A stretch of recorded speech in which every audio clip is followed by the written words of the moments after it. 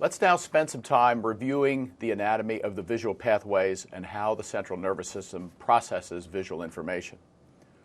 Our first image is a structural view of a section through the entire eyeball and will allow us to review not only the histology of the eyeball, but the anatomy basically of the front and back portions. First point we want to make is that histologically, about 4/5 of the eyeball are arranged in 3 concentric layers.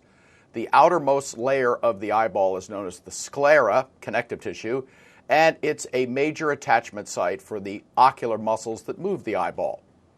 The middle layer of the eyeball is known as the choroid layer. This contains branches of the retinal arteries as well as nerve fibers other than the optic nerve. And sweeping around through the choroid layer will be the autonomic nerves that innervate smooth muscles in the anterior aspect of the eyeball, as well as sensory nerve fibers that innervate the surface of the cornea.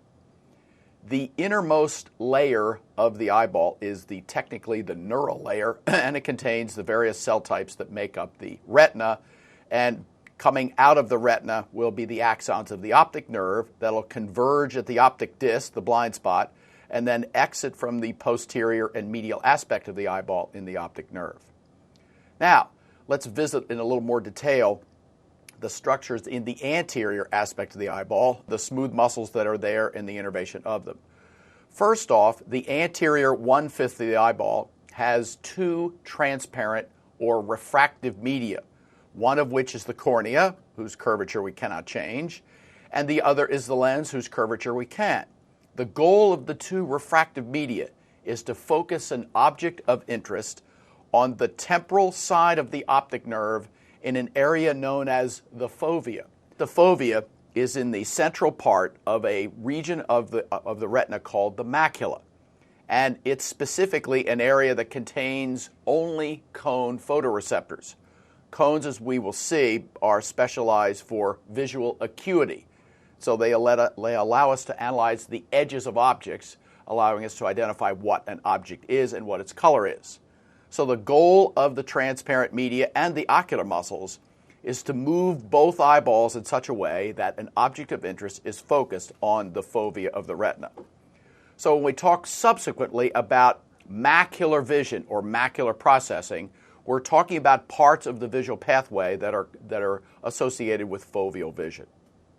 Next, note that the anterior 1/5 of the eyeball not only contains the cornea and the lens, but it also contains the iris and the pupil. The pupil, the opening, certainly that it's at the edges of the iris. On either side of the iris and the pupil are 2 chambers. The posterior chamber is interposed between the lens and the posterior aspect of the iris. Its claim to fame is that it contains an epithelium that makes up the ciliary body, and the ciliary body's job is to produce and release aqueous humor. Aqueous humor then circulates through the pupillary opening into the anterior chamber interposed between the iris, the pupil, and the cornea, and then aqueous humor drains at the lateral margins of the anterior chamber into a specialized vein known as the canal of Schlemm. And this is important because if there is a problem in the drainage at the level of the canal of Schlemm, intraocular pressure will build up as a predisposing sign that can lead to glaucoma. Next, there are several smooth muscles in the anterior aspect of the eye, and you can see them listed here along with their parasympathetic innervation. Note that there are 2 smooth muscles that are under parasympathetic control and 1 that's under sympathetic control. First off, let's do the parasympathetic ones.